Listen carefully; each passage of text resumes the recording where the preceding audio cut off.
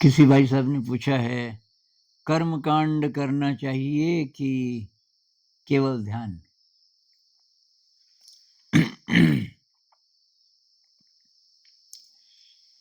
एक सवाल उनका और भी है, कोई ईमानदारी से जिए तो क्या आत्मा उसका मार्गदर्शन करेगी? तो कर्म कांड करना चाहिए कि ध्यान? कोई एक रूल तो यार सबके लिए नहीं है, क्योंकि सबका जो ऊर्जा का लेवल है वो अलग-अलग है और इसीलिए इतने रास्ते हैं और ध्यान में ही भी कितने प्रकार के ध्यान हैं। तो आपकी समझ कैसी है और आपका रुझान कैसा है? आपके अंदर शक्ति कितनी है? तो भई मेरे हिसाब से तो जो सबसे प्योर है, जिसमें किसी की ज़रूरत नहीं, वो तो ध्यान ही है। और एक काफ़ी जानकार मित्र हैं मेरे, जो ये ग्रंथ वग़ैरह पढ़ते रहते हैं। तो कह रहे थे किसी ग्रंथ में लिखा भी है कि ये जो जप है और आपकी पूजा है इत्यादि, इत्यादि 4 चीज़ें थी और तो उसमें कि ध्यान सबसे उत्तम है। प्रॉब्लम ये कि ध्यान सबके बस का नहीं है शुरुआत में। अगर वो ठान ले, उसको कहीं से प्रेरणा मिल जाए कि यार अभी मेरी ऊर्जा इतनी नहीं है, लेकिन है ये, यही है रास्ता, मुझे कोशिश करनी है। तो कोशिश करेगा तो वो कामयाब हो सकता है। इसके लिए ज़्यादा शक्ति क्यों चाहिए कि कोई सहारा नहीं है। कोई हम नहीं बोल रहे कि कोई देवता है, कोई परमात्मा है, कोई अ, क्योंकि है तो तब तो उसकी पूजा करेंगे या कुछ न कुछ करेंगे। तो जब हमें सहारे की ज़रूरत होती है और ये इंसान की है भी ना टेंडेंसी। छोटा बच्चा देख लो, माँ है तो बहुत सिक्योर महसूस करता है। बच्चा खेल रहा है, कोई नया आदमी आ जाए, उसको बुलाने लगे कि आजा, आजा, आजा, आजा बेबी। अब वो बोलता है मम्मी, मम्मी, उसको डर लगने लगता है, तो मम्मी को पुकारता है। तो वही बड़े होकर के अब ये देवताओं का रूप ले लेते हैं। अ, जिसको भी जो मानता है, अलग-अलग धर्म हैं। भई वो सत्ता तो एक ही है ना, तो एक ही है तो कोई भिन्नता नहीं है। ये जो अलग-अलग धर्म अलग-अलग नामों से बुलाते हैं, तो एक्चुअली बात तो एक ही होगी। तो आलंबन के लिए मेरे ख़्याल से कि आपको थोड़ा सहारा मिलता है उससे। तो जो भक्ति मार्ग है, तो रसीला मार्ग है। आप उसमें गाते भी हैं, उसमें कीर्तन करते हैं। अब ये जो कर्म कांड है, ये ये बहुत सारे जैसे कि ये श्राद्ध के समय में जो हमारे गुज़र गए जो परिवार के, उनके लिए कुछ करते हैं। अ, किसी को बुलाते हैं, उनको खिलाते हैं, इत्यादि, इत्यादि बहुत प्रकार के कर्मकांड हैं और इसी से रिलेटेड फिर पूजाएँ भी हैं, व्रत है, अ, कोई शिव जी के लिए, कोई देवी के लिए, इत्यादि, इत्यादि। तो ये करते हुए अगर सच्चे मन से कोई करे, तो उस समय मन तो शांत हो जाता होगा, क्योंकि मन में बस वही है जिसके प्रति आपकी श्रद्धा है।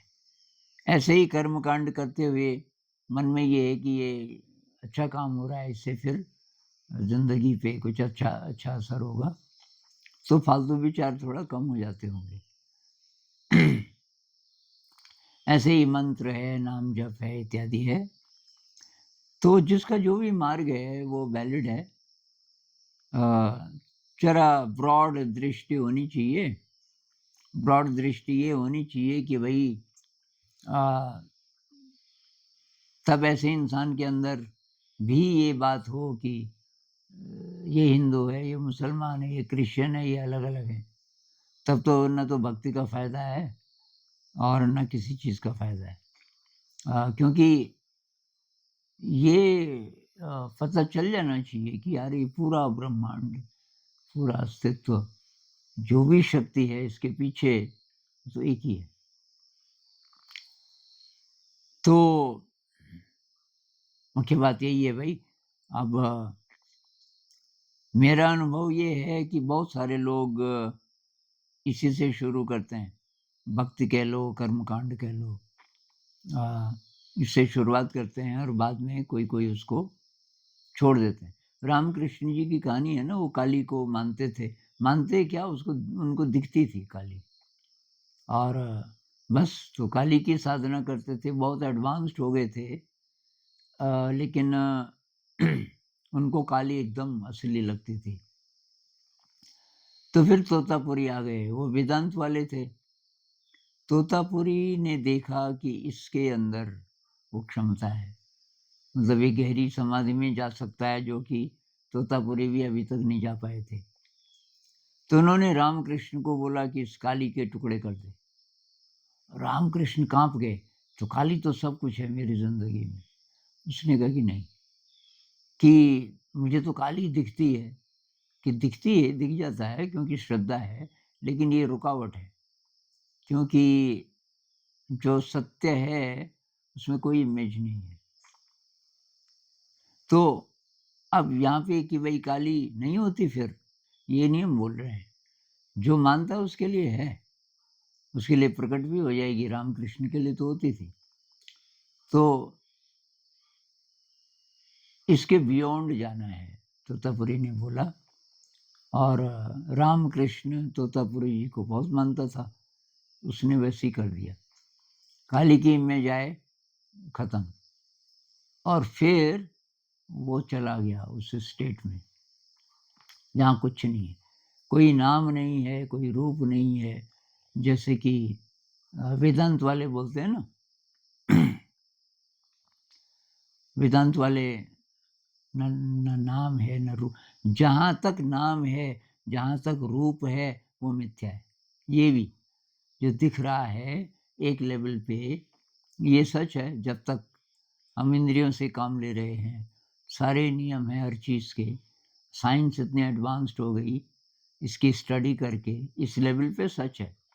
लेकिन इसको आप ट्रांसेंड कर गए, अगर आप उस जगह पहुँच गए जहाँ ना नाम है, ना रूप है, वहाँ से जब आप देखोगे, सब चलायमान है।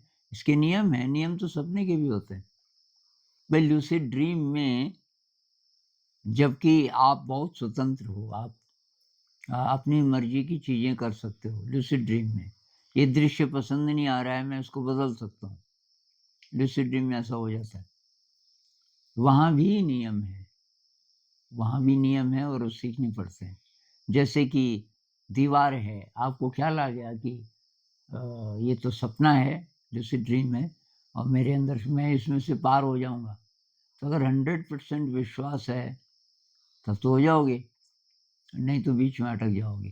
तो ये नियम हुआ। तो बहुत प्रकार के नियम, वो सीखने पड़ते हैं। तो भई आपके लिए क्या ठीक है, वो देखो। तो शुरुआत में मैं तो ये ब्राह्मण परिवार में पैदा हुआ, वहाँ बहुत ज़्यादा है कर्मकांड, ये पूजा वगैरह-वगैरह। तो वो सब मैं भी करता था। अ, ये कुछ मंत्र वगैरह-वगैरह मुझे काफ़ी सारे आते थे, श्लोक आते थे। और कक्षा 8 तक मैं, मंदिर था गाँव का, तो उसकी लिपाई करता था।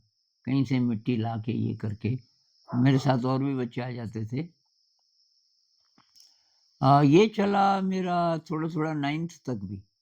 उसके बाद ये साइंस हावी हो गया कि कहाँ है, तो मैं तो नास्तिक हो गया। मैंने शेयर किया ये एक वीडियो है, dark night of the soul, उसमें मैंने शेयर किया और एक लाइफ स्टोरी में भी।